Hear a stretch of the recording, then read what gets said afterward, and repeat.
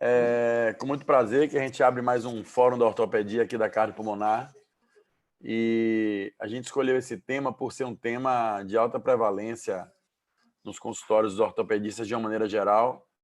O ortopedista que diz que não atende lombalgia é porque não faz consultório. Então a gente realmente recebe muito. E a gente vê muitas condutas estapafúrdias desde o início, na avaliação inicial. Boa noite.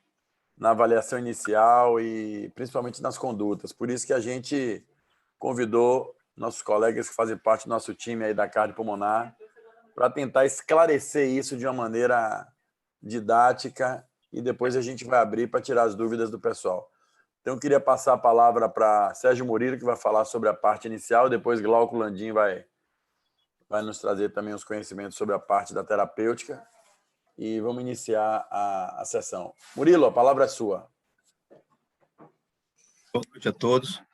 Nós vamos falar um pouco sobre lombalgia, que é algo, como o Guilherme falou, que é muito prevalente em consultório, em emergência, e a gente vai tentar trazer algumas coisas de guidelines, de atualização.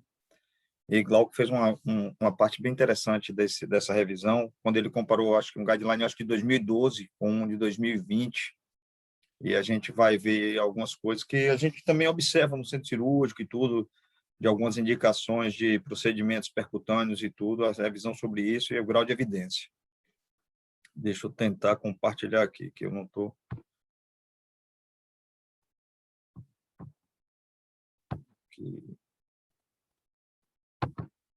Aparece para vocês? Para mim, sim, Sérgio.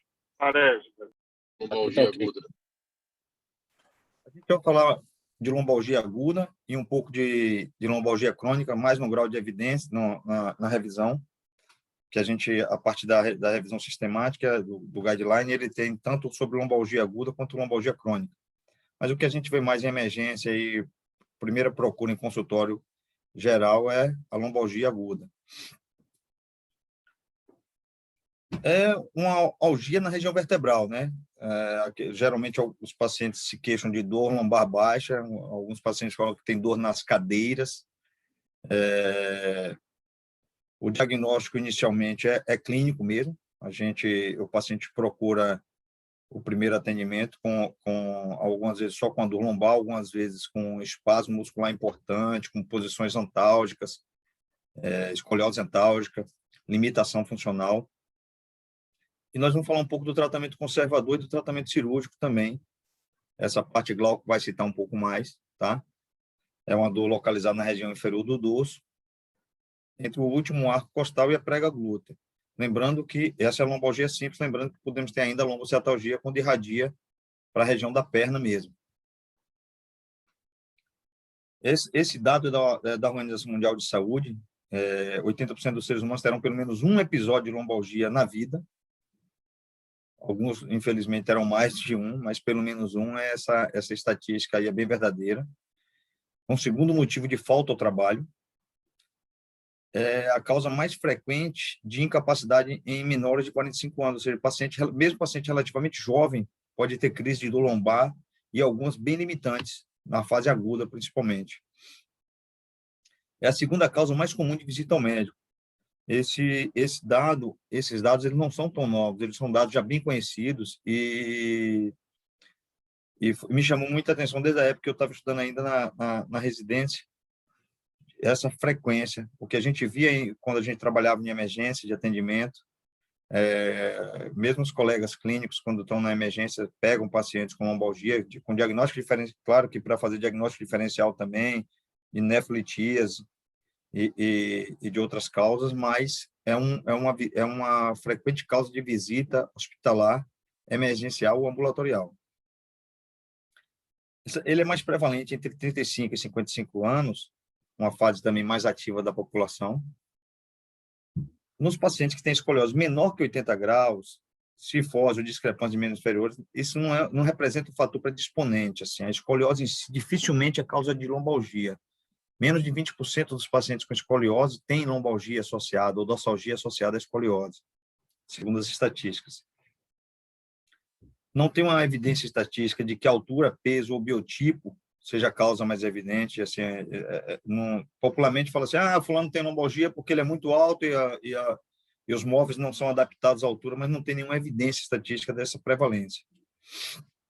Isso aqui é muito importante, esse próximo tópico que a gente vai falar aqui é muito importante, tanto do ponto de vista de ocorrência de novos episódios, como do próprio tratamento.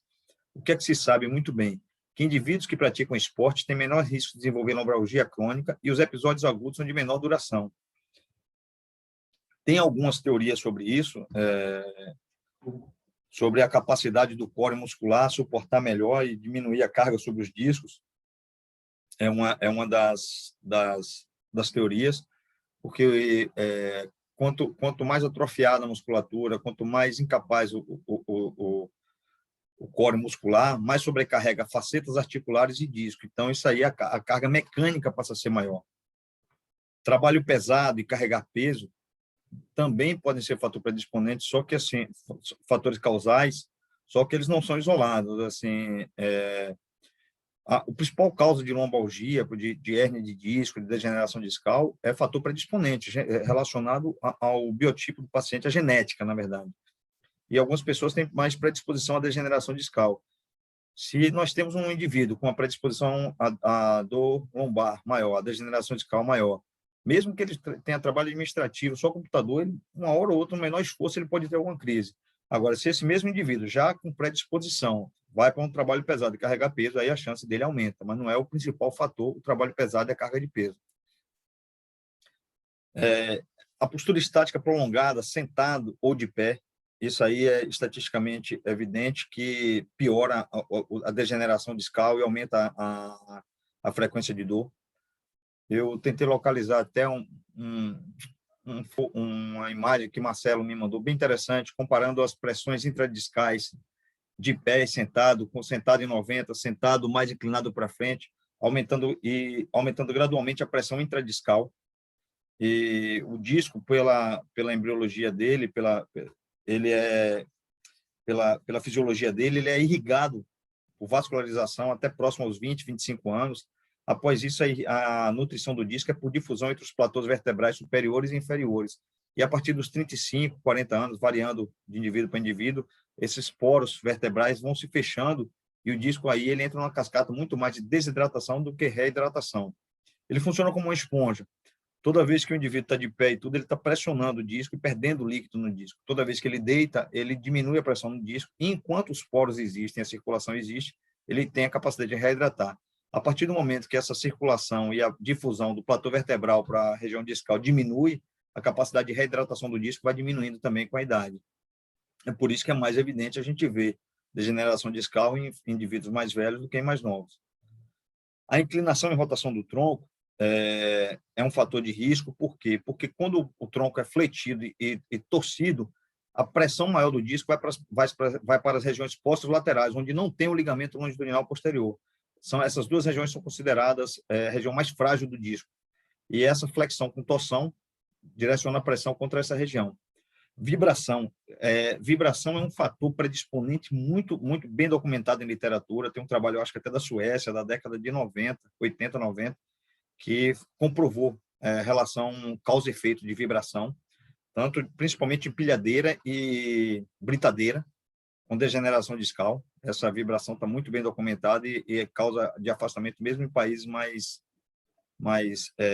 com maior dificuldade de afastamento de trabalho e tudo. Foi bem definida essa causa laboral.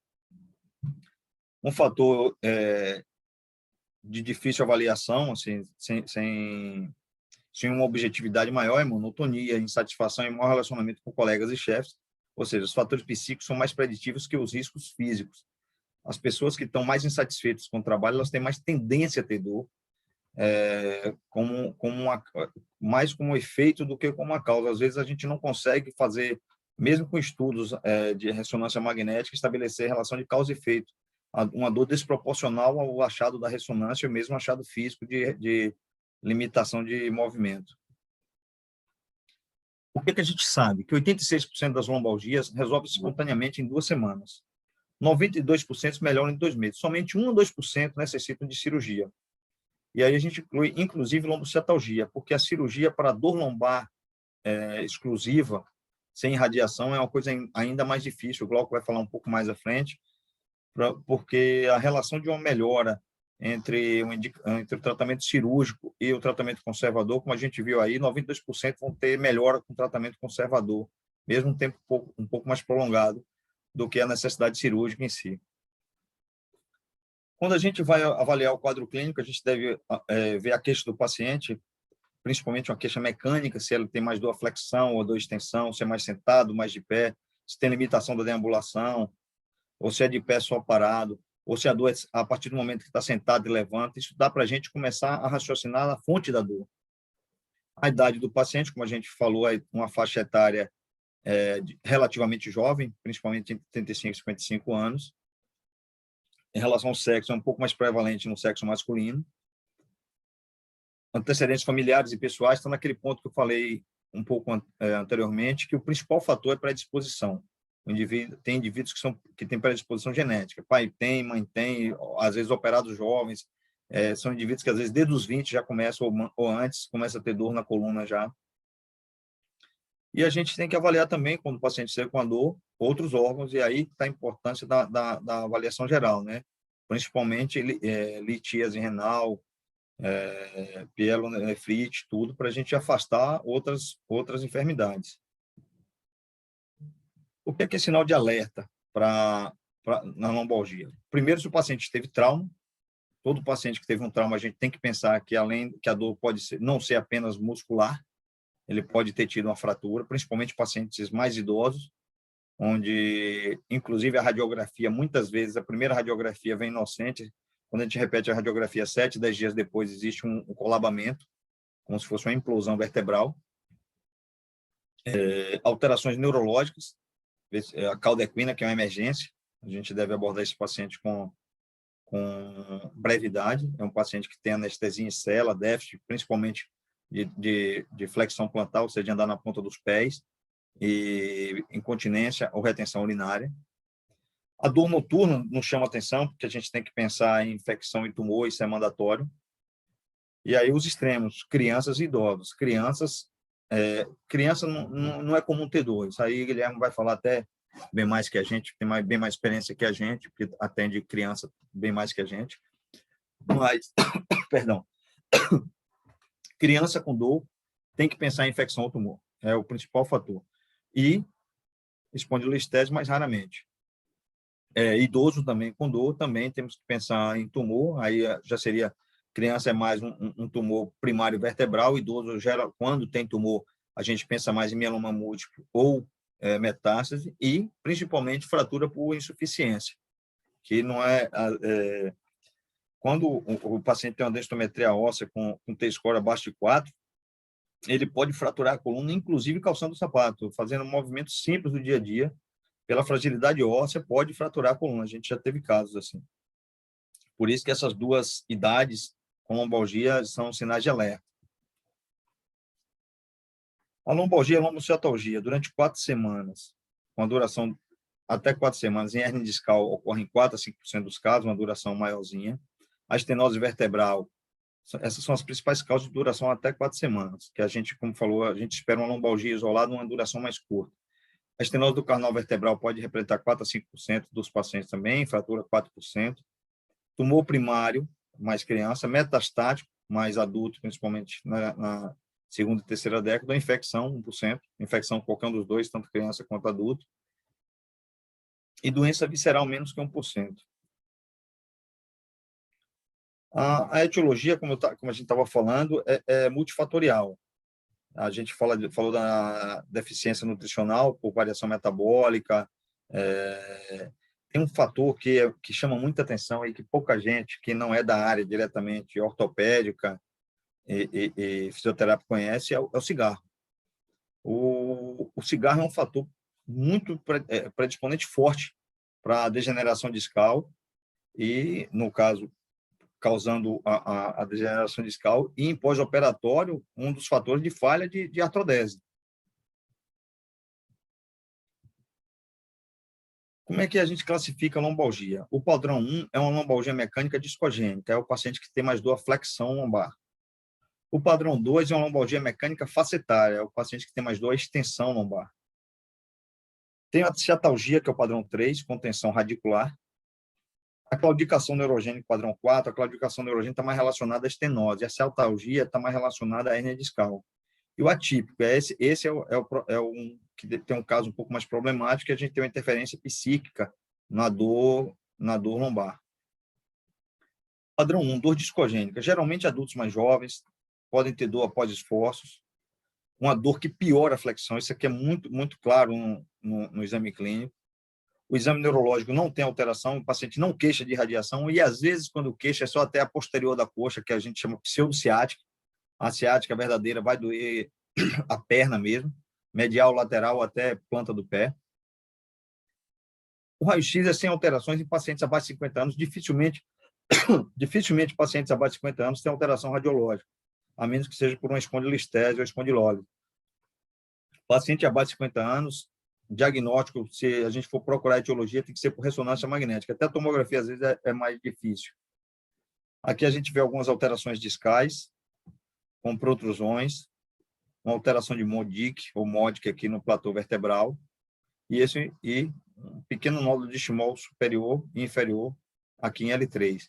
Esse é um paciente que não tem um comprometimento significativo do canal e que tem e que teria praticamente dor lombar, dor axial sem irradiação, ou, como eu falei antes, uma irradiação até posterior de coxa.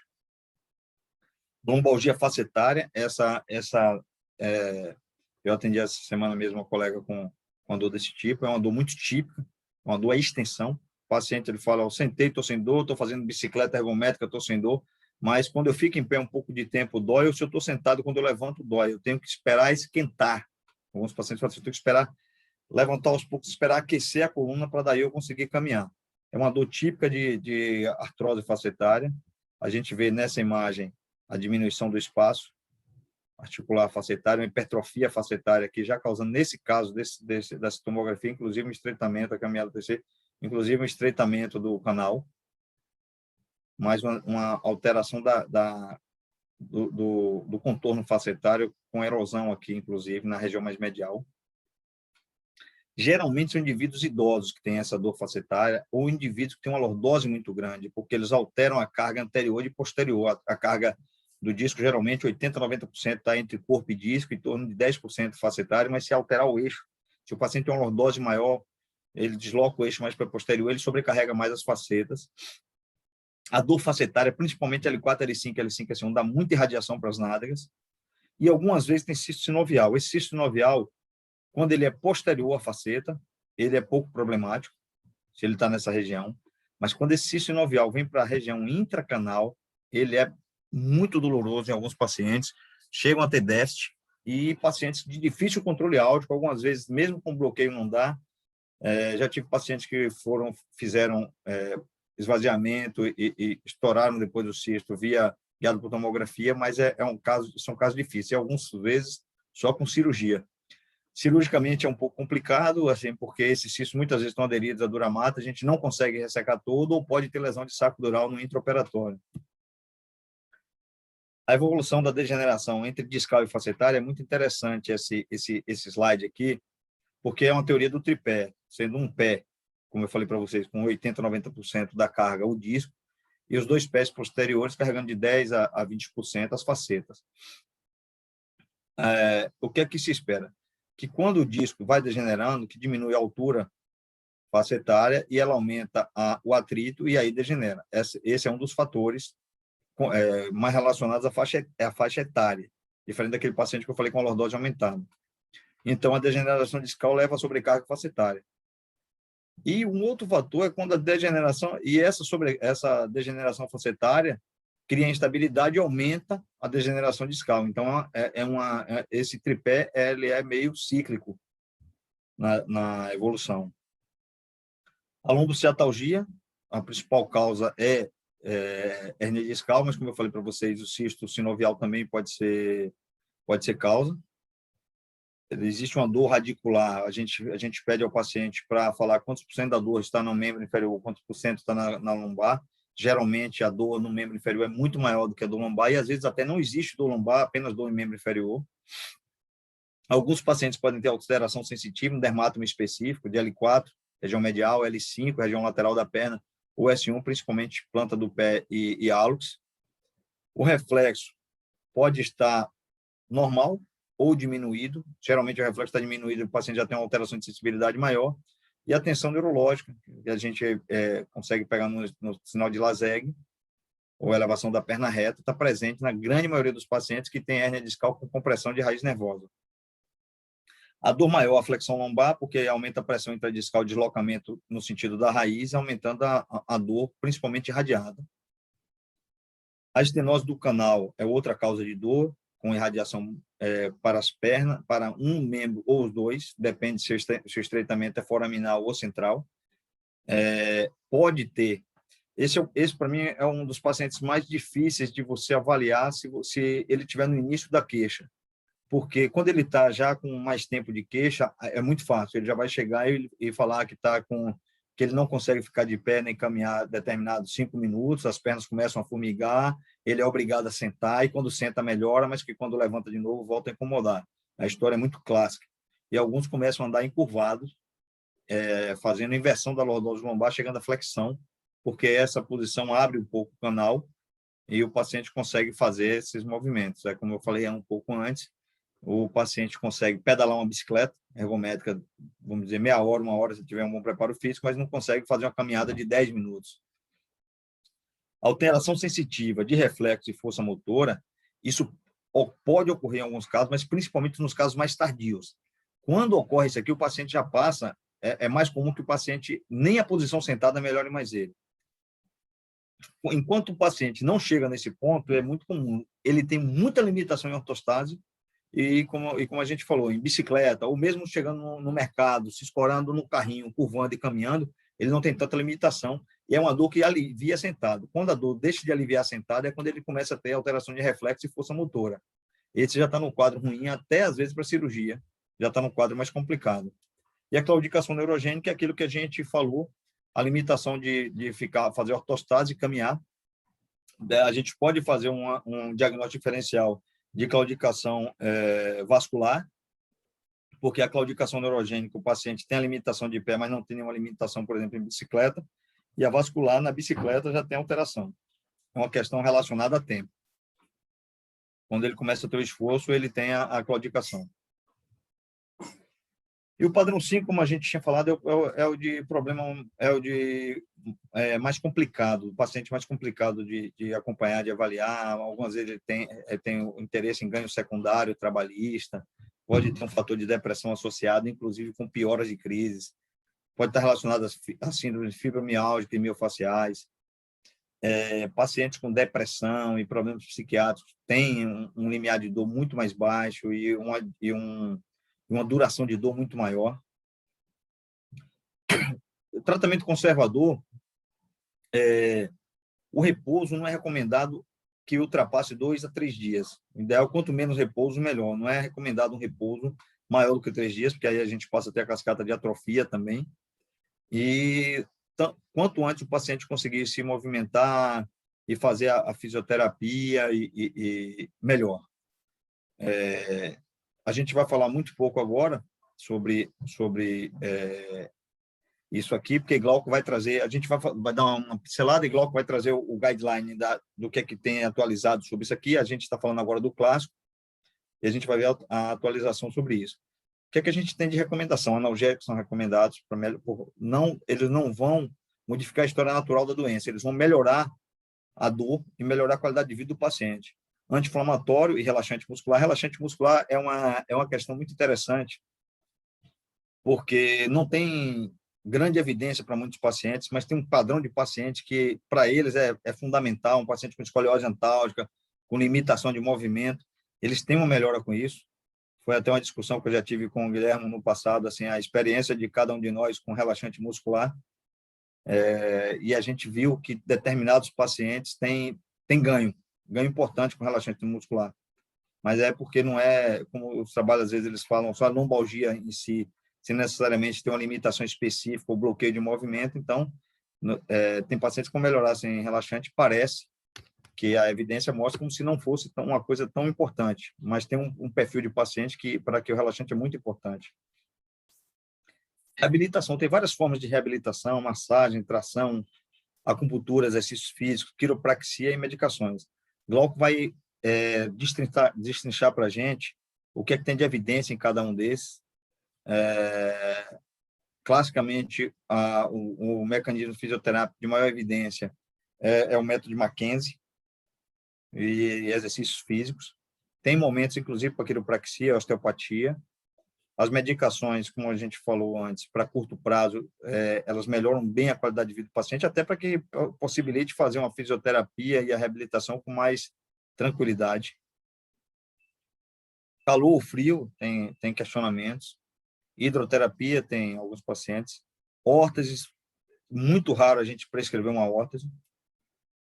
Glauco, vou deixar com você agora, porque você fez a conclusão dessa revisão. Deixa eu só ver como é que eu entendo aqui, viu? Guilherme, eu posso compartilhar aqui, Guilherme? Pode sim. Você é co-anfitrião, pode compartilhar. Só vou pedir a Murilo eu vou ver como é que eu paro de compartilhar. Deixa eu ver. Parou? Não.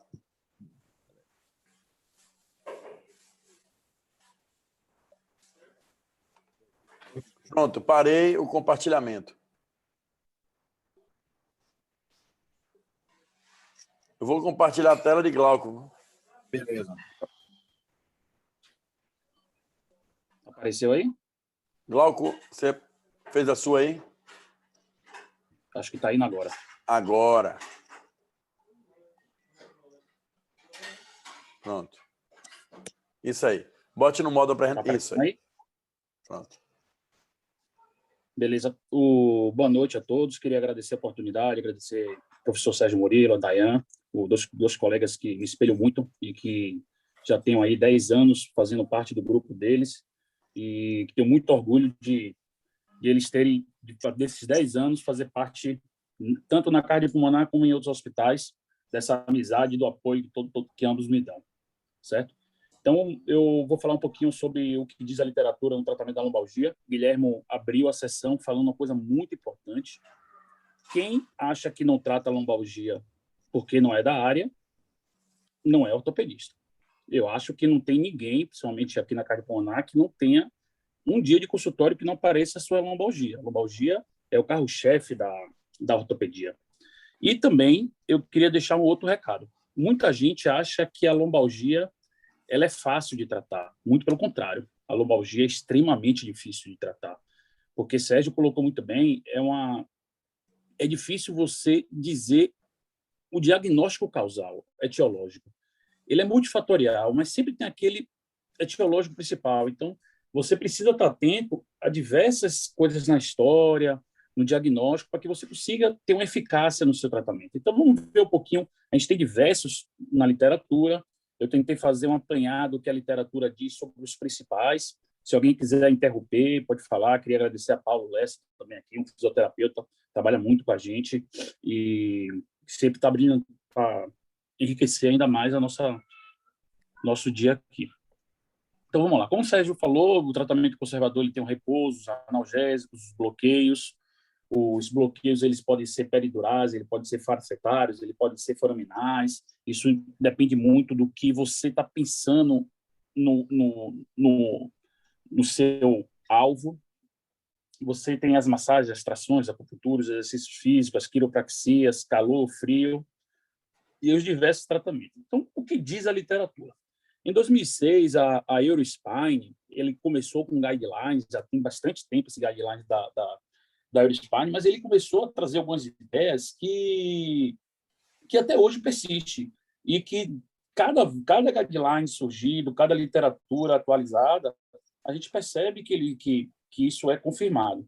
Então, nessa tabela, percebe que desde 2006 com boas evidências de qualidade de literatura, uns exercícios com benefício moderado.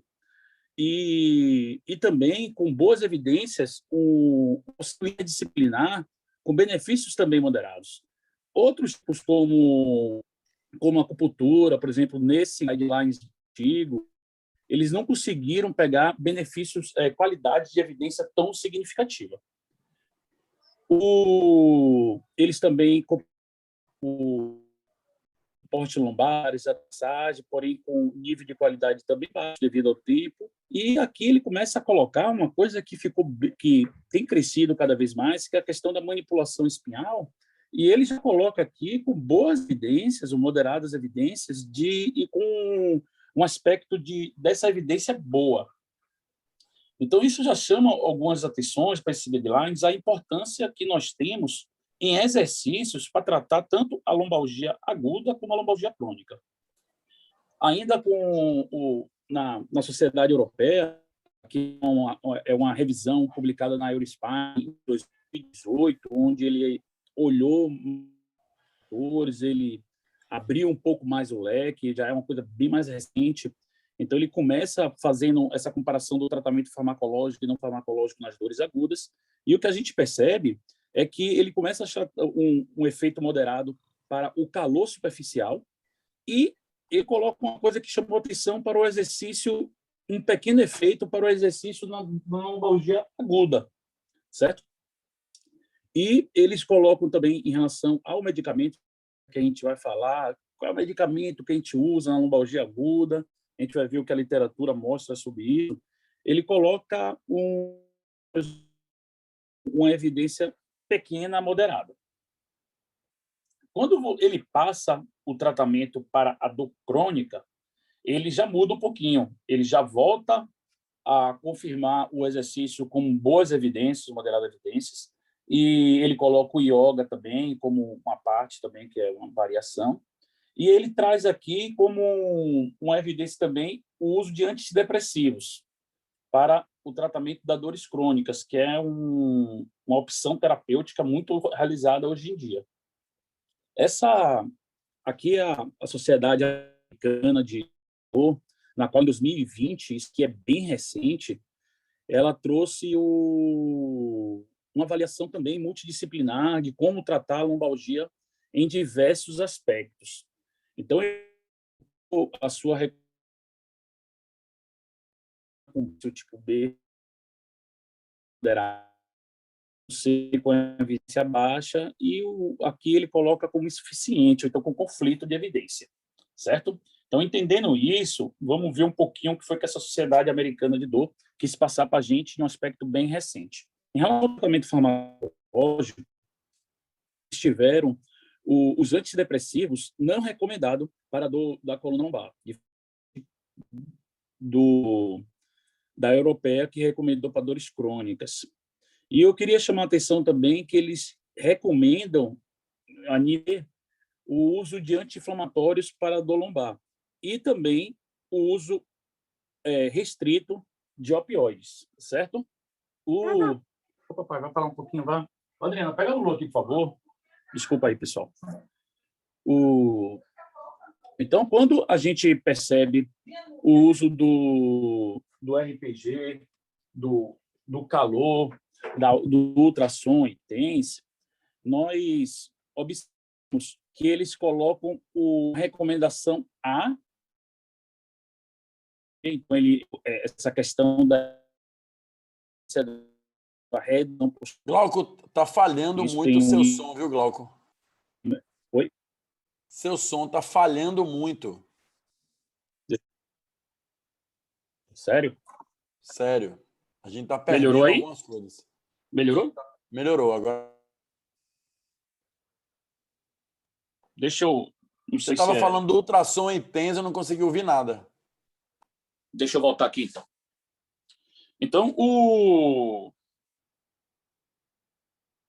Pronto. Então, aqui, essa parte do trabalho da sociedade, ele coloca o RPG como uma evidência grau A, que é uma evidência bastante significativa, e ele coloca a evidência grau B como um calor superficial, o que é também uma boa evidência para a gente. Porém, todo mundo, a gente aqui trabalha, a gente vê que a fisioterapia ela difere demais, difere muito de profissional para profissional, de local para local, e isso traz bastante diferença no seu resultado clínico. Por exemplo, nesse mesmo trabalho, eles colocam o ultrassom como que não melhora o ultrassom para a lombalgia como grau de evidência B. Então, um grau de evidência bastante significativo. E também ele coloca o TENS. Então, quantas vezes a gente já pediu um colega para fazer a fisioterapia, recomendando o trabalho de fortalecimento, recomendando a questão postural, recomendando o alongamento, a questão do core, e quando o paciente volta para a gente, com, doutor, eu fui, mas, tipo assim, eu só fazia TENS de ultrassom. Então, é necessário, quando a gente dá o diagnóstico de falha de tratamento conservador, quando a gente dá o diagnóstico de diminuição, de não melhora desse quadro, é necessário a gente fazer uma análise crítica de que o que foi feito e o que foi feito está condizente com esse quadro de melhora. Então, isso é bastante importante, não apenas fazer como se fosse uma crítica genérica, a fisioterapia melhora ou não melhora, porque senão a gente coloca tudo no mesmo saco e a gente acaba não conseguindo diferenciar bem. Ok? Melhorou, Guilherme, o som? Melhorou muito. Tá ótimo. Então, ele continua o estudo em relação à acupuntura. Aqui ele coloca que a evidência para a acupuntura ele coloca grau A para dores crônicas, né? Mas ele coloca em outra que não tem uma evidência tão conclusiva. E o que eu acho mais importante, exercícios aeróbicos têm grau de recomendação nível A para o paciente na dor aguda e dor lombar. É claro, óbvio, se o paciente está com aquela crise aguda, se o paciente está com aquela limitação aguda, é muito difícil você conseguir fazer com que esse paciente tenha um exercício, uma atividade. Então, é por isso que é tão importante você juntar tratamentos.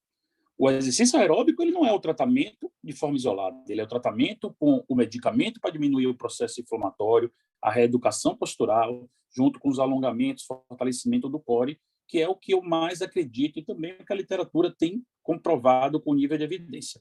Aqui, como o Sérgio falou, o Brace ele coloca com um nível de evidência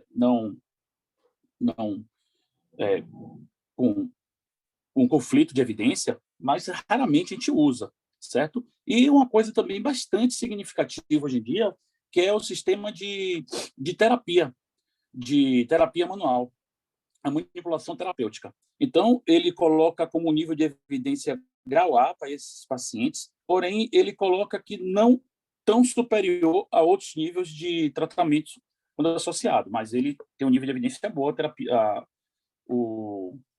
a manipulação espinhal, ok? Glauco, voltando aí só o que você falou do exercício aeróbico, é por isso que quando a gente começa logo no início, no final da minha fala e início da sua, a gente começa falando que o repouso tem que ser o menor tempo possível, justamente para que o paciente volte a ter liberação de endorfina, volte a fazer exercício e tenha, como a literatura mostra aí, você deixou evidente, e tenha resposta mais rápida, né? Perfeito. A gente tem uma dificuldade, às vezes, de fazer isso no tratamento agudo. Muitos pacientes, muitos fisioterapeutas, médicos, colegas, eles são bastante restritos a fazer essa questão da reabilitação na dor aguda, mas, tipo assim, não é fácil, eu entendo. Tem paciente que está com a dor, você fala, como é que esse paciente vai fazer? Concordo. Mas tem que se entender. A gente tem que saber qual é o nosso objetivo. Se a gente não sabe qual é o objetivo, a gente caminha por estradas erradas. Beleza? Vamos aqui, ele colocou em relação, a gente foge um pouco agora dessa questão da reabilitação, a gente começa a entrar um pouco mais na avaliação do tratamento intensivo, né? Da intervenção, do tratamento intervencionista. E aqui é aonde as pessoas têm feito, mas a literatura, o que é que a literatura médica atualizada, ela coloca sobre a questão do bloqueio. Então, ele coloca aqui nessa questão o bloqueio epidural, quando você faz a sua injeção de xilocaína junto com a corticoterapia, tanto pode ser em região de forame como em região de canal. Então, ele coloca como a evidência insuficiente para você indicar ou contraindicar, certo? E quando você coloca esse bloqueio para a dor facetária, ele coloca um parêntese dizendo que se você consegue dar um bom diagnóstico da dor facetária, como o Sérgio falou muito bem, dores à extensão, aquelas dores com irradiação, quando você consegue dar esse bom diagnóstico da facetária, ele recomenda com grau de evidência B o bloqueio facetário. E aqui nessa parte aqui de baixo, ele também recomenda para esses pacientes com diagnóstico correto da questão facetária, o tratamento da denervação facetária. Então, tanto a questão facetária como a questão da denervação, o bloqueio facetário com a denervação, ele tem um bom nível de evidência. Porém, repito, aí é que eu acho que é o grande viés da questão do tratamento hoje em dia. Eu acho que as pessoas pecam muito no diagnóstico. Então, às vezes, você acha que o paciente é uma dor facetária quando não é, ou vice-versa, quando aquele paciente tem uma dor discal quando não é. Então, o diagnóstico da dor lombar, ele é extremamente difícil, o diagnóstico causal, etiológico, ele é extremamente difícil, não é tão simples como as pessoas, mas ele é extremamente importante, porque errar o diagnóstico etiológico provavelmente vai fazer você guiar o paciente por um caminho não o correto. Deixa eu te interromper um pouquinho, Glauco, rapidinho, só na questão do bloqueio facetário e da denervação. E aí eu volto à questão que você citou da fisioterapia. Nem todo fisioterapeuta é igual, mesmo supostamente, vou fazer um RPG, não é igual com todo fisioterapeuta. Eu acho que essa parte do bloqueio facetário só não vai para um grau de evidência ainda melhor, justamente porque muitas vezes o trabalho não é feito no mesmo centro, às vezes é multicentro e comparado com alguns locais, e aí vai o erro, muitas vezes, do diagnóstico. A gente tem visto uma proliferação de bloqueio facetário e de radiofrequência de uma forma que, assim, e é um procedimento que eu faço já há muito tempo, mas, assim, graças a Deus, com bons resultados, mas é algo que está muito vinculado, ao, como você falou, ao diagnóstico. Paciente bem examinado, isso aí a gente tem, é a nossa prática do nosso dia a dia, o paciente bem examinado, ele vai ter uma resposta muito melhor ao bloqueio facetário e diretamente proporcional à radiofrequência. O problema, e aí por causa disso, dessa proliferação, os convênios exigem um bloqueio facetário de teste até para fazer radiofrequência, o que é muito bom, porque, se bem feito, também evita uma radiofrequência desnecessária ou que vai dar ou que faça cair esse grau de evidência, porque, na verdade, foi mal indicado, como você falou.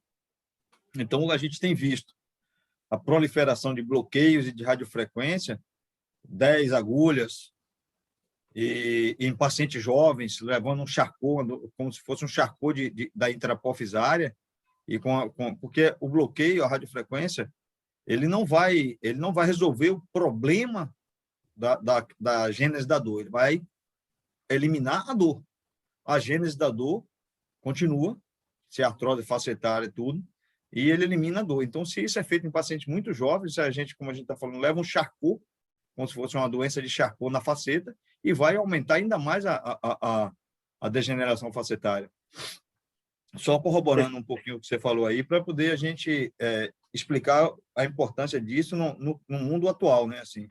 Uhum. É uma coisa que eu acho que vale a pena só colocar aqui. Tipo assim, as pessoas, o que eu vejo muito, chega a ser engraçado para não ser triste, né? Você vê as pessoas indicando alguns tipos de bloqueio, aí vai fazer que bloqueio? Ele, não, eu vou começar pela faceta, eu vou fazer epidural e depois fazer foraminal. Quer dizer, você não sabe nem o que está tratando. Você está metendo um corticoide no cara para tentar, de qualquer forma, diminuir o processo inflamatório e tentar ter seu resultado e o paciente satisfeito.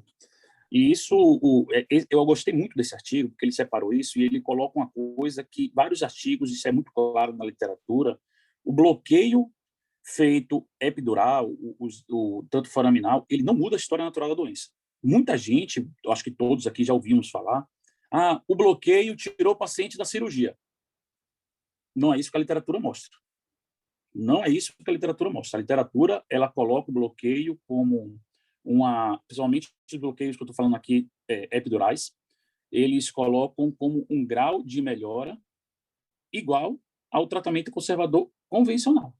Então, o bloqueio, isso não quer dizer que o bloqueio não serve para nada, não, eu acho que o bloqueio ele pode ser como um fator associado ao seu tratamento. O paciente está fazendo a sua reabilitação, está fazendo o seu alongamento, está fazendo o fortalecimento, e você, em condições especiais, que hoje em dia é bem difícil, você conseguiu, nesse tempo de tratamento conservador, associar um bloqueio, diminuir o processo inflamatório e deixar o paciente um pouco melhor para o colega fisioterapeuta ter mais sucesso no seu tratamento. Então, eu acho que, pensando dessa forma, eu acho que vale a pena. Isso aí que você falou é interessante, não porque é até a gente vê...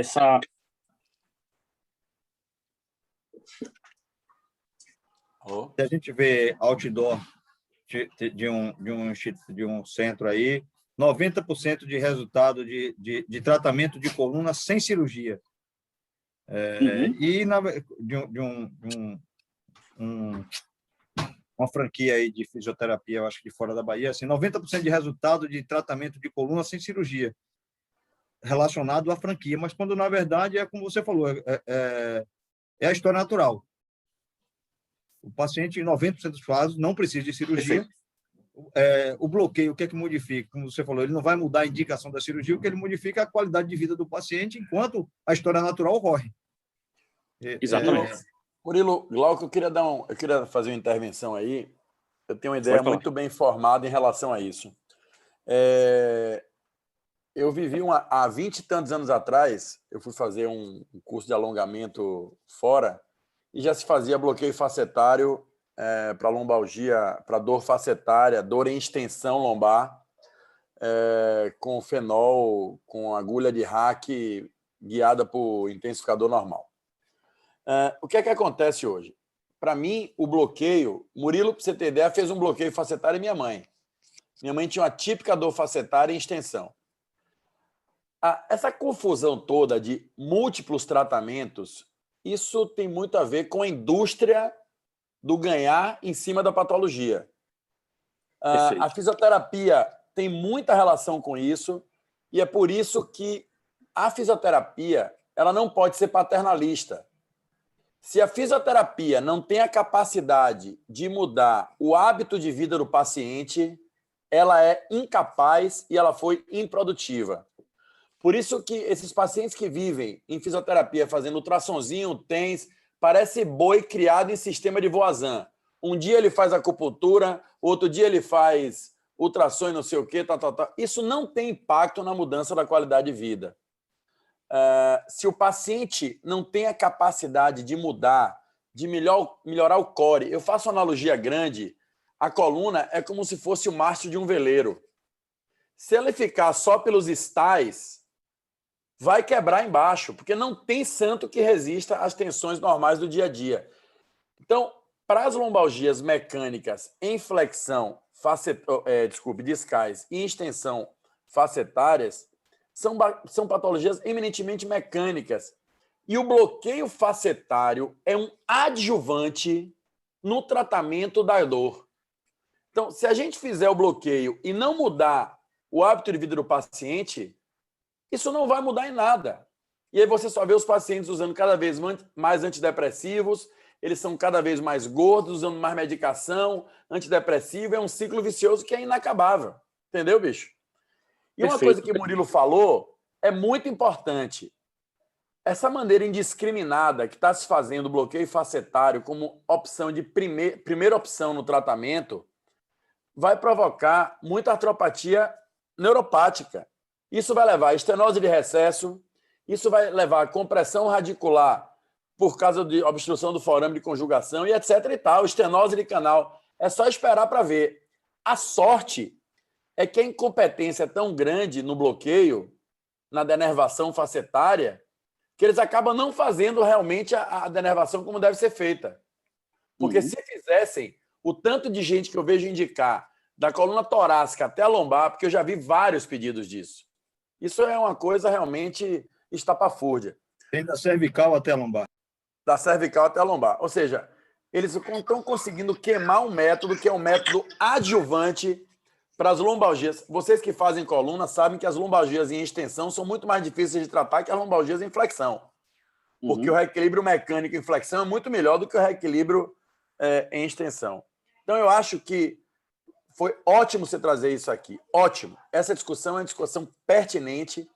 E se nós, ortopedistas, não conseguirmos, com a fisioterapia, mudar o hábito de vida do paciente para que ele faça mobilização lombar, para ganhar amplitude de movimento, para depois alongar a cadeia e depois fortalecer o core, nada disso vai funcionar. Era só um intervalo. Desculpe interromper sua aula aí. Não, perfeito. Como Glauco falou aí, da questão da fisioterapia. Por exemplo, aí que a gente tem assistindo, participando da sessão, Paulo Lessa, Daniela e Vanessa, que são fisioterapeutas, têm experiência. Então, assim, o que é que você vê, geralmente, de um paciente que vai para um fisioterapeuta que se dedica ao paciente? Ele tem, como o Guilherme, exatamente, corrobora exatamente o que o Guilherme falou. É um paciente que ele não vive na fisioterapia, ele tem o tempo de entrada e o tempo de saída. E, assim, quando você tem um contato com o fisioterapeuta, você pode conversar com ele e partilhar com ele o tratamento, discutir o tratamento, assim, da necessidade do paciente, isso fica ainda mais fácil, porque é o que o Glauco falou da evidência do exercício. É o pessoal que trabalha com exercício. O que é que tem mais evidência? Exercício. Não é que, como a gente viu, o calor também tem benefício? Tem. Mas a gente sabe que é um benefício que é transitório. O exercício é um benefício duradouro. Então, o que a gente vê muito, assim como tem profissionais médicos diferentes uns dos outros, também tem fisioterapeuta. E você vê muito assim, como é que eu brinco assim, como é que é um fisioterapeuta bom? É aquele que tem capacidade da alta. É isso aí, Murilo. Murilo, e essa adaptação você faz para as outras articulações, por exemplo, no joelho. Se você melhora o processo inflamatório articular com infiltração com triancil e o paciente não muda o hábito de vida, não melhora o fortalecimento desse joelho, não perde peso, são as duas coisas que mudam a evolução natural da artrose. Controle ponderal e ganho de força muscular. O resto é balela. Porque nenhuma das outras infiltrações muda a evolução natural da doença. Infiltração, viscosuplementação, infiltração com triancinolona, nada disso muda a evolução natural da doença. São apenas adjuvantes para o controle álgico, da mesma maneira na coluna vertebral. Isso que Glauco falou é uma coisa real, eu tenho visto. O paciente vai fazer bloqueio foraminal com denervação facetária, é uma confusão dos pecados. Quer dizer, o cara tem o quê? Ele tem uma síndrome de compressão radicular, ele tem uma síndrome facetária, ele tem uma síndrome discal lombar, o que é que ele tem? Ninguém sabe. E fica 200 anos na fisioterapia, na clínica de dor, fazendo milhões de terapias que são infrutíferas, porque não conseguiram mudar a evolução, não conseguiram mudar o hábito de vida do doente. Isso é igual a diabetes, isso é igual a hipertensão arterial. Se o paciente hipertenso não muda o hábito de vida, ele cada dia vai tomar mais remédio. O paciente diabético exatamente igual. Eu vejo a lombalgia exatamente igual a essas doenças crônicas. É a máxima da medicina. Quem não sabe o que procura, não sabe quando acha. Então, como você falou, quem não sabe o que está tratando, faz de tudo para ver se sai alguma coisa. É um mosaico. Acho que o Marcelo quer falar aí. Oi, Guilherme. Marcelo. Oi, Marcelão. Oi, turma. Parabéns aí, Murilo. Parabéns, Glauco. Boa aula. Uma aula objetiva, uma aula... Mas ele não terminou ainda não, viu, Marcelo? Hã? Ele não terminou a aula ainda não. Tá. Para mim, desculpa, para Eu mim não tinha aberto deixei. a discussão. Eu tenho, Não, tá bom. Eu tenho a respeito... para chatear você, chefe. Tá bom, obrigado, Glauco. Então, a respeito do comentário de Guilherme sobre os bloqueios, isso está se tornando, eu vejo as marcações lá no centro cirúrgico, o mapa de cirurgia de vários hospitais aí por onde eu opero, apesar de que hoje, atualmente, eu opero 99% lá na cardiopulmonar, mas observe, eu acho que está pandêmico essa parte de bloqueios e está até se estendendo para o ombro, onde eu vejo, assim, não com muita frequência, mas já vi alguns casos, bloqueio do nervo axilar, mediano, bloqueio do nervo peitoral, bloqueio do nervo supraescapular, com ponteira. Olha, isso aí realmente, eu vou falar a você, eu até hoje não li nada, não vi nenhuma publicação que falasse a respeito disso. Eu participo do meu grupo de reunião lá do pessoal de São Paulo, do mestrado, do doutorado, e realmente uma coisa pandêmica e assustadora como está disseminada hoje essa esse comércio, né, com as ponteiras de radiofrequência, eu não sei onde é que vai parar. Mas muito bom aí o comentário de Guilherme. Pode continuar, Glaucão, desculpa aí. Glauco, Tá bom, termine a aula aí, depois a gente abre para discussão. Beleza, valeu, chefe. Então, aqui, esse artigo é uma publicação nacional de 2011, mas ele traz uma coisa que eu acredito também bastante, na qual ele faz infiltração facetária associada à corticoterapia. Ele tem uma diminuição, porque você tem um processo inflamatório ativo, e muito que foi colocado aqui. Você tem uma diminuição do processo inflamatório, aquele paciente ele tem uma diminuição do critério de dor dele, e à medida que ele vai passando o tempo, nós estamos vendo um retorno progressivo desse índice que ele colocou.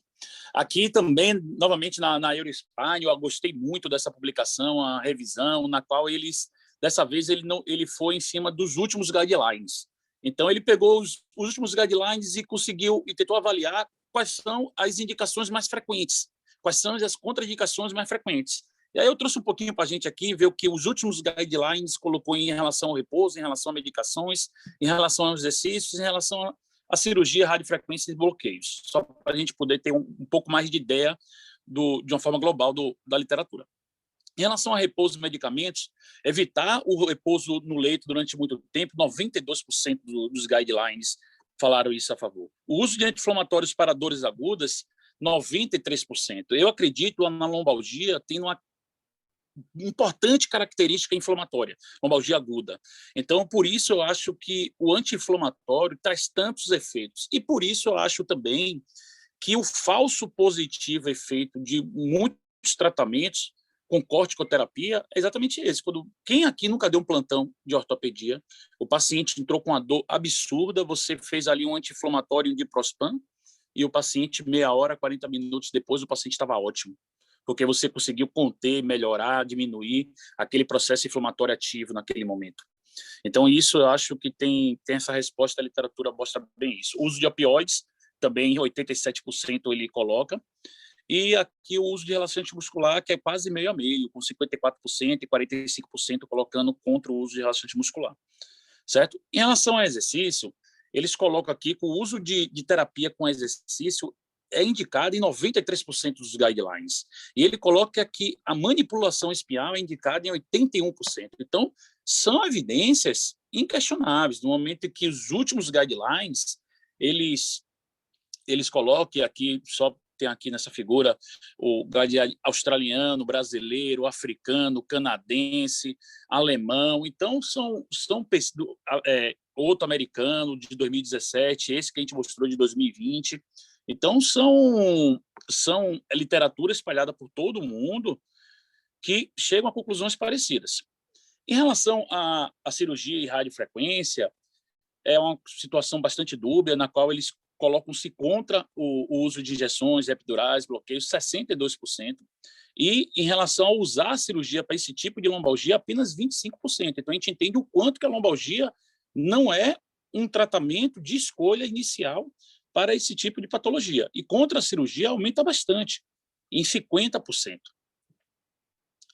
O tratamento cirúrgico das lombalgias dicogênicas, eu separei um pouco mais, porque eu queria deixar um exemplo que, quando você tem uma lombalgia facetária, o seu tratamento, como a gente discutiu bem, um diagnóstico bem correto, a lombalgia facetária passa muito pela questão do bloqueio, a desnervação, acho que tem um nível de evidência B, um nível de resistência adequado, mas o tratamento cirúrgico das lombalgias discogênicas já é um pouco mais difícil.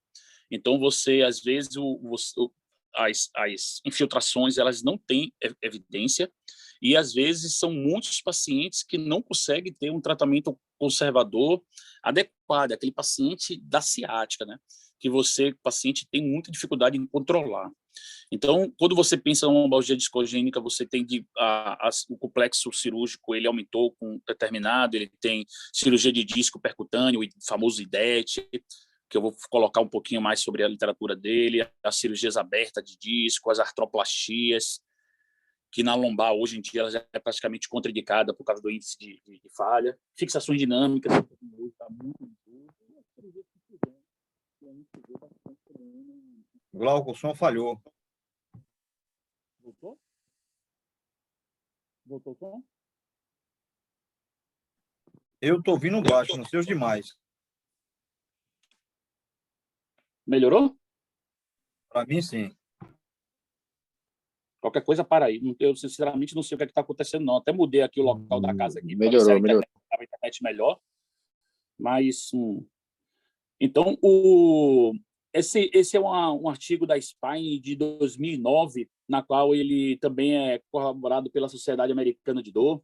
E aí ele coloca, com boas evidências de literatura, o tratamento do paciente com radiculopatia. Então, tanto o paciente com radiculopatia devido a um prolapso discal, uma hérnia discal, como um paciente com estenose. Então, esse tipo de paciente, quando você pensa em fazer um tratamento cirúrgico, evidências de boa qualidade com melhora clínica do paciente. O trabalho do IDET, que, para quem não conhece, é aquela quimionucleólise que você faz quando você queima aquela região da protrusão discal, ele achou que tinha bons resultados, porém com uma qualidade de evidência pobre, para você afirmar isso. E eu queria trazer esse trabalho, apesar de antigo, eu acho que durante muito tempo, e devido a diversas características, umas bem verdadeiras, outras um pouco de folclore, em relação à artrodese lombar.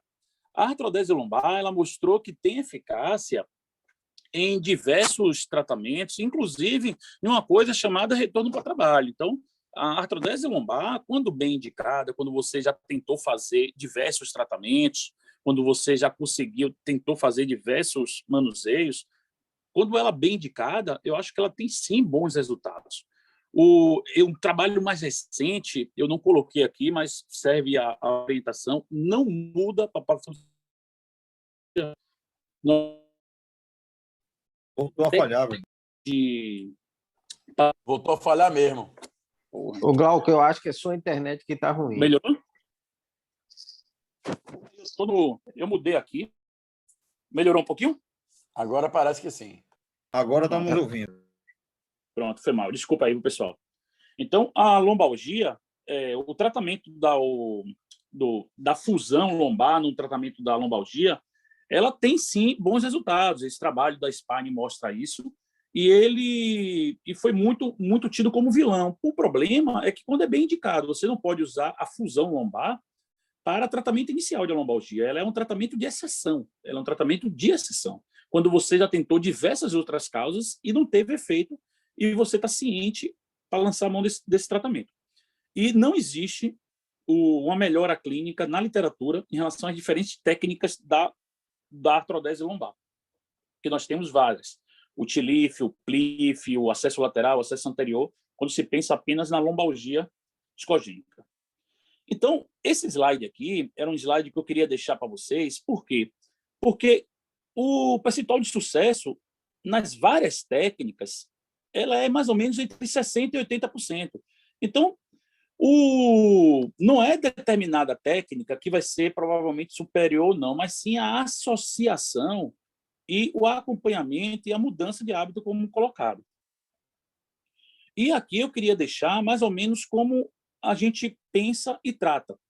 Então, o passo a passo do tratamento, a gente vai primeiro fazer um diagnóstico etiológico, que é difícil, porém bastante importante. Sem esse diagnóstico etiológico, você provavelmente vai se perder no caminho. Então, é necessário você identificar: esse paciente tem uma dor facetária, esse paciente tem uma dor que eu acho que é etiológica discal, esse paciente está com a ciática. Então, isso é muito importante. Depois que você definir muito bem isso, você vai começar o seu tratamento conservador. Você vai usar um repouso de 2, 3 dias, você vai usar medicamentos anti-inflamatórios, você vai usar medicamentos relaxantes musculares, você vai usar medicamentos em pouca taxa de opioides, você pode lançar mão de corticoterapia para conter o processo inflamatório, e você tem que ajudar o paciente não exercícios e manipulações. Junto com a equipe de fisioterapia, você reabilitar o paciente, você fazer fortalecimento de core, você fazer os alongamentos. Isso é importantíssimo. E isso é o tratamento conservador com a eficácia de superior a 90% dos casos. Então, não podemos entender que o uso de bloqueios ele vem antes disso. Ele não vem antes disso. A literatura não mostra isso. Então, o tratamento conservador, nós temos excelente eficácia e muito paciente, muito colega até, fala: velho, por que você não faz bloqueio? Eu falo: rapaz, porque quando eu caminho o paciente, oriento o paciente, e o paciente volta para mim, 92% falou que está bem. E aí você fica na mesma situação. Não é questão que eu não acho que bloqueio não serve para nada, mas eu acho que quando você usa a literatura a seu favor, quando você indica bem indicado, você não consegue indicar para todos os pacientes que você atende no consultório. Então, eu não consigo entender como um colega tem 5, 10 bloqueios na semana, 3, 4, 5 bloqueios na semana. Ah, é porque eu atendo muito paciente. Não é. Graças a Deus, meu consultório também é cheio. E não é esse o motivo. Então, o uso de bloqueios da inervação facilitar tem suas indicações, como nós vimos, e temos suas evidências. E, por fim, você pode usar o uso de um tratamento cirúrgico como a última opção no tratamento dessas lombalgias quando falhou tudo acima que nós colocamos. Beleza, pessoal? Isso aí, muito obrigado. Era o que eu queria passar para vocês, um pouco dessa revisão da literatura e deixar claro o quanto que o tema é difícil e quanto que o tema é complexo para todos nós ortopedistas. Tá bom? Glauco, eu queria lhe parabenizar pelo enfoque e a Murilo também. Murilo, não preciso nem falar, conheço há muitos anos. Eu queria dizer que eu tenho orgulho de ter vocês na equipe, porque essa postura me deixa muito enaltecido. Eu sou um cara meio radical em relação a isso e vejo que esse approach é um approach que a gente usa no dia a dia e que, graças a Deus, está sendo utilizado de uma maneira ética, de uma maneira que tem fundamento científico. Eu queria abrir a discussão aí para os colegas de uma maneira geral, para a gente conversar um pouquinho mais, que é um tema muito apaixonante, esse aí de lombalgia. Ô, Bahia, posso começar eu falando Claro, aqui? por favor, Zé. Eu fui formado por um cara que você conhece bem, que é um dos caras mais pragmáticos que eu já conheci em relação ao tratamento da lombalgia, principalmente na doença degenerativa. O Basile era um cara que, em 1994, Basile já me dizia isso, falava, olha, o dia que você operar a lombalgia, seu consultório vai esvaziar, porque a lombalgia é uma doença mecânica. Nunca se esqueça disso, meu filho. Então, eu não vou ficar repetindo o que todo mundo já falou, né? Mas, claro, tirando as outras doenças, tumor, infecção, aquelas coisas todas, o grande problema nosso hoje é justamente o que os meninos falaram. Você atende o doente com lombalgia, seja ela aguda ou crônica, o cara é gordo, né, pesado, insuficiência abdominal, paravertebral, encurtamento isquiotibial, você encaminha para a fisioterapia.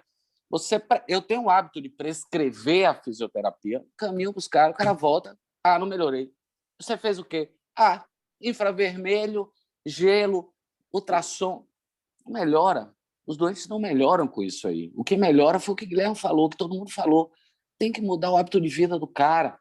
Não dá para um motorista de táxi, de Uber, seja lá o que for, ficar 12 horas sentado dentro do carro e não ter lombalgia. O cara passa o tempo inteiro sentado, aquela barriga grande. Entendeu? Então, a gente só vai conseguir realmente mudar o tratamento da lombalgia quando houver uma conscientização de que os caras, principalmente de fisioterapeutas, tem os sérios e tem os que não são tão sérios, porque tem problema de financeiro, precisa atender muita gente para ter dinheiro, mas isso aí não vem ao caso. Mas precisa mudar o hábito de vida, melhorar o core, fortalecer os caras. Murilo deu uma pincelada, mas você acabou não falando, mas eu vou falar. Não sei se vocês lembram, eu tinha uma aula lá no espanhol que era lombalgia na infância e adolescência. E tem um trabalho finlandês interessante sobre isso, que os caras acompanharam essas crianças desde a escola até a idade adulta. E acometimento da lombalgia e da patologia discal já vem desde a infância. Uma postura na cadeira, mochila e tantas outras coisas que levam, com o passar do tempo, né, a obesidade infantil, que vem crescendo muito, e na adolescência, que levam o acometimento da doença lombar. Então, a doença lombar ela tem sido cada vez mais frequente na população jovem hoje, né? E com patologia do disco, com hérnia e tudo mais, entendeu? Então, eu acho que o tratamento da lombalgia parte desse princípio, de melhora da qualidade de vida, melhora a prática de exercício e tudo mais. Uma coisa que o Murilo também não falou, eu acho que ele sabe, que o fumo também aumenta muito a dor lombar, né? É um dos fatores predisponentes, principalmente nesses pacientes deprimidos, de empresa, todos eles são quase todos fumantes, e aumenta muito a dor. A patologia do quadril também, o Guilherme sabe bem, tem muitos colegas que examinam os doentes e não examinam as outras articulações. A patologia do quadril é uma que também dá muita dor lombar irradiada e confunde muito.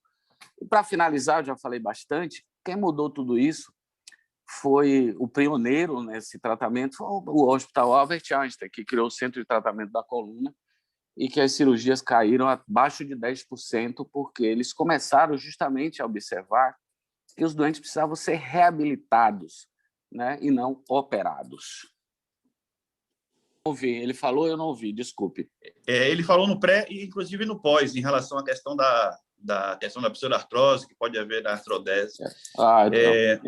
Um detalhe que eu queria acrescentar, claro, tudo pertinente até aqui, mas é que, em relação à questão da multidisciplinaridade, a gente falou muito sobre dor mecânica, mas a gente tem que lembrar que, antes da dor mecânica, se o que está acima de todos nós no corpo, que é a cabeça, ela não estiver sadia, não adianta fortalecer core, não adianta ter uma excelente reabilitação. Então, acho que faz parte daquele primeiro programa que Murilo separou em relação aos 5 padrões de dor, cada vez mais a gente pensar que no nosso mundo, o padrão 5 das dores miofasciais, psicoemocionais, psicogênicas, elas têm uma relevância grande. E a gente tem inúmeras situações de excelentes reabilitadores que tentam fazer o exercício e tem mau sucesso. Se você não perder um pouquinho mais de tempo para ouvir o cidadão e ver aonde que a coisa toda começa, no quadro de ansiedade, insatisfação com o trabalho, e aí eu passaria o resto da noite aqui citando coisas como esse tipo, eu acho que também não vai adiantar nada. E aí os oportunistas de plantão é que vêm espaço para justificar também os procedimentos invasivos de dor por um insucesso do tratamento conservador. Mas eu acho que, antes até de pensar na biologia física mesmo, do core ou qualquer outra coisa, tem que conhecer um pouquinho da vida de quem está na frente da gente. Daia, só Perfeito.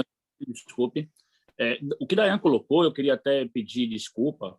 Isso aí foi colocado nesse trabalho americano, foi colocado em várias revisões, como uma taxa de sucesso nos guidelines, todos publicados, superior a 93%.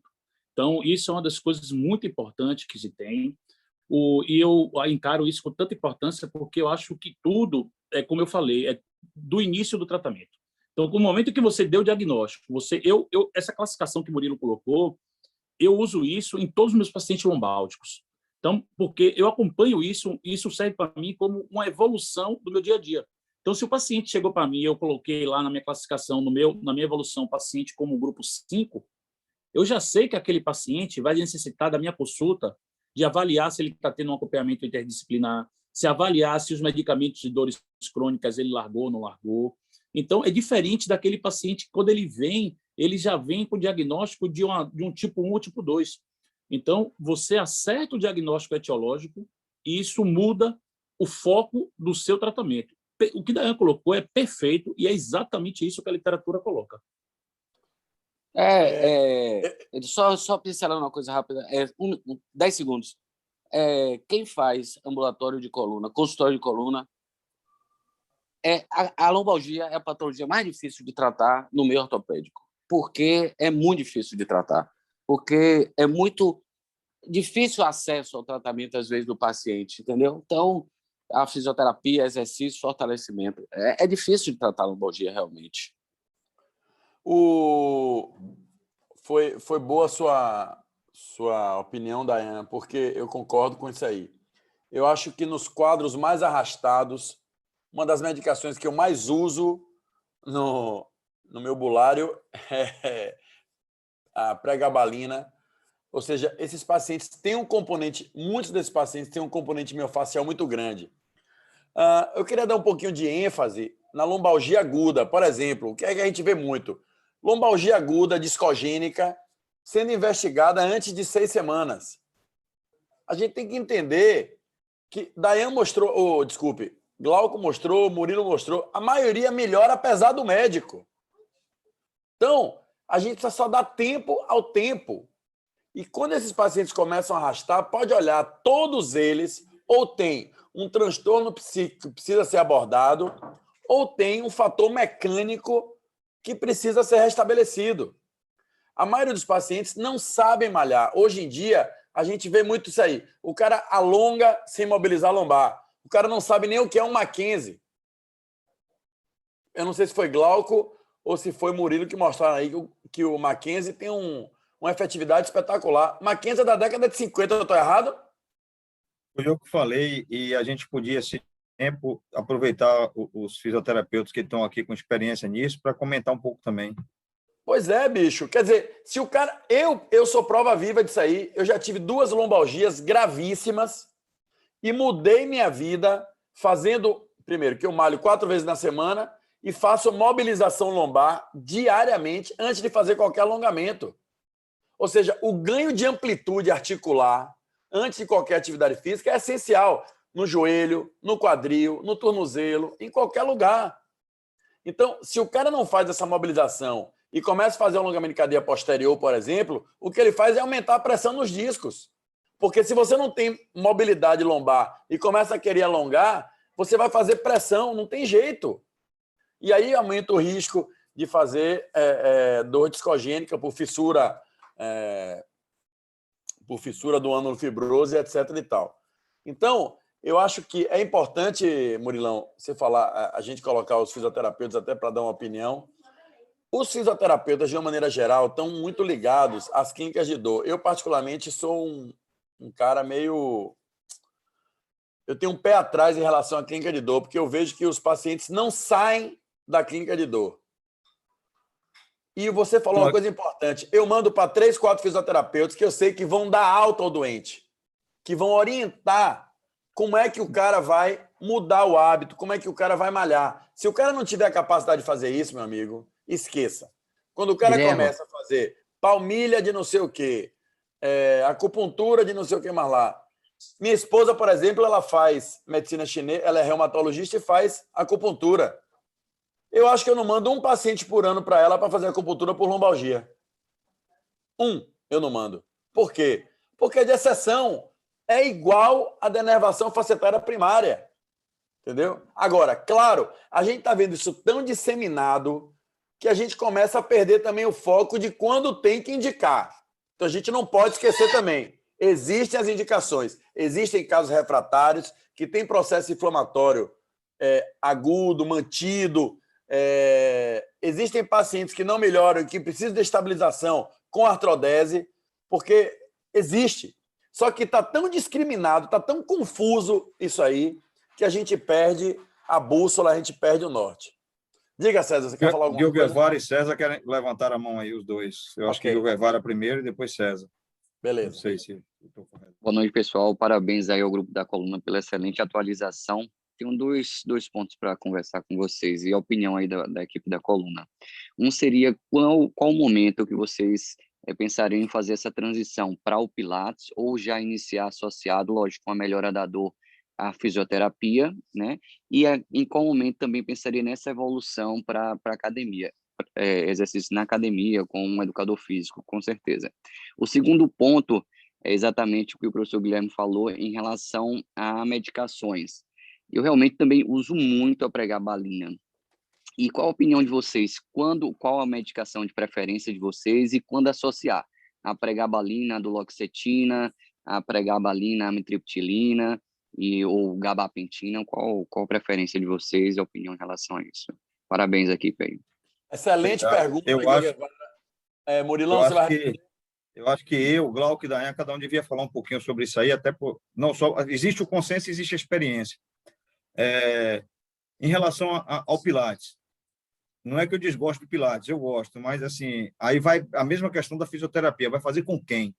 Porque se a gente for para a gênese da enfermidade, você tem uma dor discogênica e você vai especificamente vai procurar um Pilates, a grande maioria das vezes vai fazer exercício em flexão, o que pode aumentar a pressão no disco e a dor. E se você tem uma dor facetária e faz exercício em extensão? Então, assim, eu prefiro, isso é uma experiência, é uma opinião pessoal, que um paciente meu que vá para o Pilates, que ele tenha passado uma fisioterapia personalizada antes. Eu falo não em grupo de fisioterapia. Que ele tenha passado com um fisioterapeuta que ensine ele, oriente ele. Eu já conversei com alguns fisioterapeutas que estão aqui e, assim, eles trabalham de uma forma muito interessante, eles buscam a posição de alívio da dor. Por exemplo, assim como a gente, na investigação, vê que com a flexão, a dor discal e a extensão facetária, eles, pegando esse paciente encaminhado, eu não preciso dizer que tipo de exercício porque, assim, quando eles vão fazer essa avaliação direcionada, eles examinam e olham ressonância também. Então, a gente já tem o hábito de fazer isso. Eles avaliam muitas vezes o paciente com dor facetária, melhora com a flexão, vão trabalhar a flexão, diminuir a pressão facetária e tudo. Então, quando o paciente vai para o Pilates ou para a academia, como o Guilherme Guevara falou, com orientação, com um profissional acompanhando, ele já vai instruído com isso que o Guilherme falou, conhecendo a coluna dele, para que ele não chegue lá e ache que ele vai alongar ou fletir e vai ficar tudo ok, que é tudo igual, não é uma receita de bolo. Essa é a primeira coisa. Em relação à duloxetina e a pregabalina, eu gosto mais da pregabalina quando tem um pouco mais de dor irradiada e mais da duloxetina quando a dor é mais centralizada. Mas tenho boa experiência com os dois. Eu acho que Glauco e Dayan podiam falar um pouco aí também sobre a experiência. Ótimo, Murilo. Em termos de reabilitação, eu acho que é muito serviço dependente.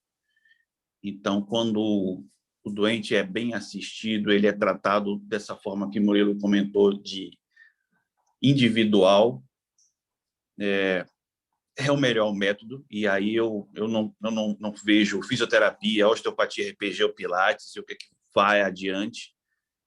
Então, assim, aqui vem uma menção direta a quem está aqui, não é porque ele está presente, que é o Paulo Less. Então, eu mando o paciente para Paulo, eu sei que ele vai ser reabilitado. Se ele vai fazer físio hoje, RPG amanhã, pilates, não vai fazer nada disso. Ele tem o programa dele, o protocolo, que ele vai seguir de exercício para cada dia, para cada demanda, de acordo com a indicação que eu passo para ele. A dor é dessa forma, a etiologia é essa, e ele desenvolve o trabalho de reabilitação e vai dando feedback.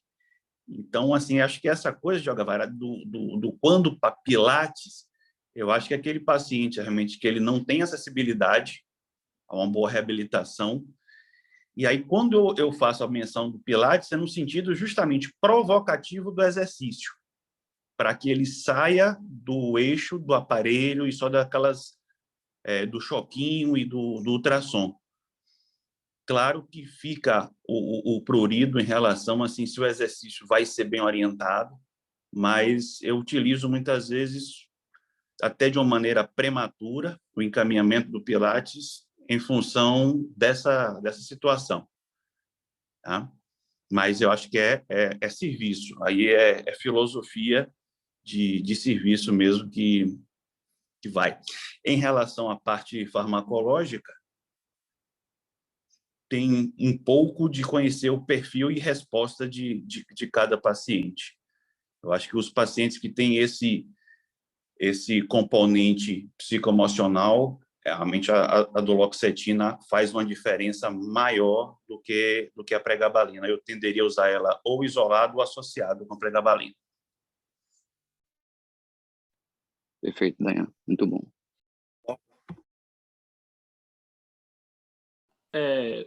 O que eu coloquei a colocar foi a chefia aí, tanto o Sérgio como o Dayan já colocaram. Meu pensamento é bem esse aí mesmo, em relação à duloxetina, em relação à pregabalina, para dores crônicas e a parte do Pilates. Eu também concordo com tudo que o Dayan falou. Eu indico de forma prematura, eu acho que o Pilates é uma grande forma de você conseguir fazer exercícios ativos, alongamentos, e eu acho que tem excelente melhora.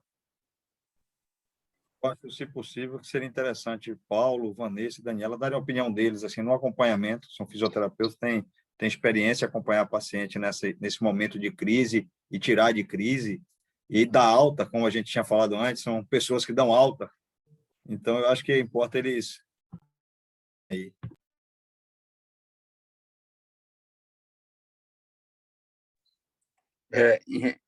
Sou Paulo, tá? Obrigado aí pelo convite, pessoal.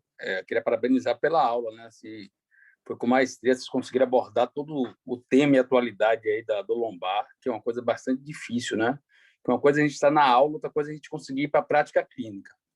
Eu queria chamar a atenção bastante assim para a questão da educação.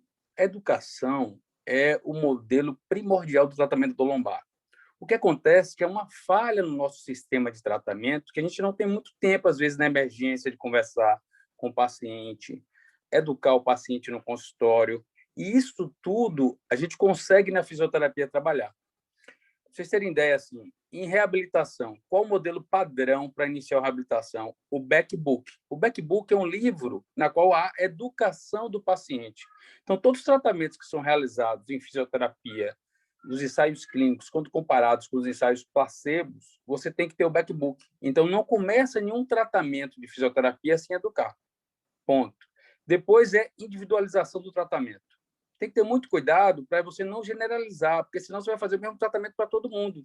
E cada paciente tem a sua individualidade. A partir daí que a gente vai fazer o planejamento. Por isso que eu sempre gosto de estar trabalhando ali com médicos que sejam parceiros, que a gente tenha essa possibilidade de diálogo. Porque uma vez que vocês... Se a gente está trabalhando em linhas opostas, na qual a gente acredita que o modelo de dor é só por conta de uma hérnia de disco, uma degeneração, e não entende todo um contexto, é muito difícil esse paciente acreditar que só exercício melhora.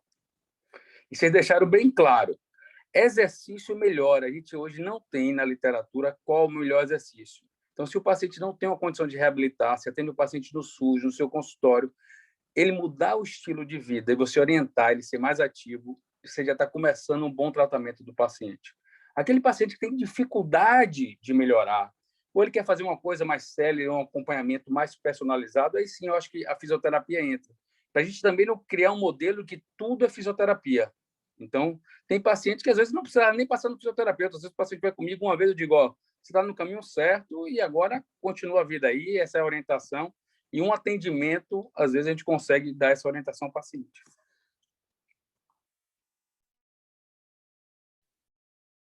Perfeito, perfeito. Dani, Vanessa, vocês querem comentar alguma coisa? Boa Oi, noite. Sérgio. Pode falar, Dani. Oh, desculpa. Boa noite. Não é complementar, né? Paulo Lessa é uma referência para a gente quando se fala em coluna, né? Na parte da fisioterapia. E é justamente isso, eu acho que a gente tem que quebrar alguns paradigmas, né? Quebrar alguns padrões que, como você falou, não é uma receita de bolo, né? Isso a gente fala constantemente. Cada paciente é único. Então, não existe aquela regra que o que você trata um paciente A, você vai tratar o paciente B, né? E tentar levar o movimento, né, para o mais funcional possível. Tentar avaliar o paciente de acordo com a CIF, né? A Classificação Internacional de Funcionalidade. Não pensar só em estrutura. Pensar em função, pensar em nível de atividade, pensar em participação, né?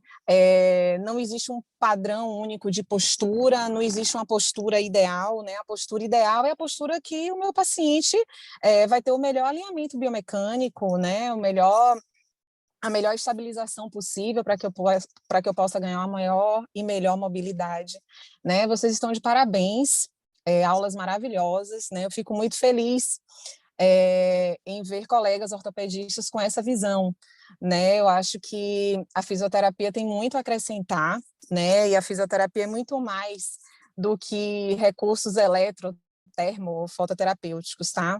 Parabéns.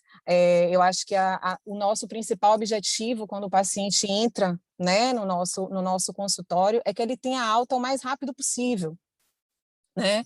Para que, se a gente for encaminhar para um Pilates, que seja feito um Pilates com o melhor o melhor alinhamento biomecânico possível para aquele paciente, né? O que a gente quer é que ele viva a sua vida da melhor forma possível, né? Eu fico muito, muito feliz em saber que vocês também têm essa visão. Muito obrigada por permitir, né, a minha observação e parabéns. Parabéns, realmente você é um médico, é um colega, é um amigo, parceiro, né? E a gente só tem a crescer com isso, e o nosso principal objetivo é o nosso paciente, né? nós temos que unir forças, não são divisões. O paciente não é meu, o paciente não é de Sérgio, o paciente não é de Lessa. O paciente é de uma equipe que visa a melhora dele, né? Muito obrigada, parabéns aí para todos. Vanessa, você queria falar alguma coisa? Obrigado, Dani. Obrigado, Paulo. Queria, assim, inicialmente pedir desculpa que eu estou com um probleminha na câmera. Eu queria parabenizar, né, as excelentes aulas, bem atuais. E eu sempre, quando recebo um paciente com lombalgia, para mim, a dupla de sucesso no tratamento de fisioterapia é a educação em dor e o exercício. Então, assim, é um paciente muito desafiador para a gente, porque é um paciente que ele chega com muitos mitos, muitas crenças limitantes, tem medo de se movimentar, achando que aquele movimento vai piorar a dor dele ainda mais, né? E a gente tem esse papel, né, de educação, de estar explicando para ele como é que funciona aquela dor que já perdura mais de 3 meses, né, que a maioria dos pacientes que a gente recebe, pelo menos no perfil que eu recebo, são pacientes com dor crônica, a dor persistente. Então, eu tento sempre estar conversando com esse paciente para que ele entenda melhor como é que funciona essa dor, para que ele controle melhor essa dor, que ele faça o automanejo dessa dor. Isso melhora bastante, ajuda a gente muito no tratamento. Então, realmente, esse tratamento multidisciplinar é super importante. Quem ganha é o paciente. Eu acho que a gente tem que seguir sempre nessa linha de ter uma conversa maior entre os médicos e os fisioterapeutas, né, para que a gente trate esse paciente da melhor forma. Então, assim, eu diria, colocaria essas duas palavras aí no tratamento da fisioterapia, seria educação em dor e exercício, que hoje está mais do que, né, mostrado aí nas aulas, a evidência do exercício e é o caminho que a gente da fisioterapia vem seguindo hoje. Gostaria de agradecer aí a oportunidade de estar me colocando e parabenizar vocês mais uma vez aí pelo excelente evento. Obrigado. Beleza, galera. Tem o César aí, Guilherme, que levantou a mão, mas não tinha falado ainda. Não sei se tem mais alguém. César? Oi. Não, eu queria só fazer um resumo de que foi dito por todos aí. Eu acho que foi brilhante a aula e o conceito de saúde que nosso grupo tem. A medicina, a saúde caminha de forma estranha. Como é que eu falo forma estranha? A gente vê o Instagram sendo banalizado, a gente vê um conceito de longevidade das clínicas de ortomolecular, a gente vê o crescimento dessas clínicas de dores. Então, o foco começa a sair do nosso paciente e começa a ser no financeiro. O financeiro não começa a ser o foco primário e não o foco secundário. O dinheiro como uma ação que a gente deve ter por consequência de um bom trabalho. Então, o nosso grupo pensa igualzinho a mim, isso me traz felicidade. Então, assim, a gente busca os detalhes, a gente busca acertar em um bom diagnóstico e, como consequência, um bom tratamento. Isso me traz felicidade.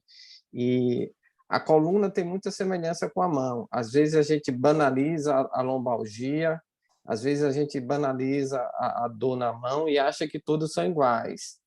E quando a gente trata bem o nosso paciente, a gente tem bons resultados. Então, queria parabenizar ao pessoal da coluna e ao nosso grupo. Beleza, César. Também compartilho com você as palavras e eu tenho muito orgulho, muita tranquilidade de poder participar desse grupo que pensa de maneira muito homogênea. Isso me faz estar tranquilo aqui como coordenador. Beleza, galera? Alguém mais tem alguma ponderação aí? Bom, se não tem mais ninguém, eu queria agradecer a Murilo e a Glauco e a Dayan por terem participado dessa sessão, a todos os outros que participaram, e dizer que no mês que vem a gente vai ter outro fórum da ortopedia que a gente vai divulgar com a próxima subespecialidade. Ok, galera? Obrigado a atenção de vocês aí. Obrigado a Glauco também na ajuda da aula. Boa noite. Valeu, moçada. Boa noite. Parabéns. Boa noite. Boa noite. Um abraço. Boa noite. Boa noite. Boa noite.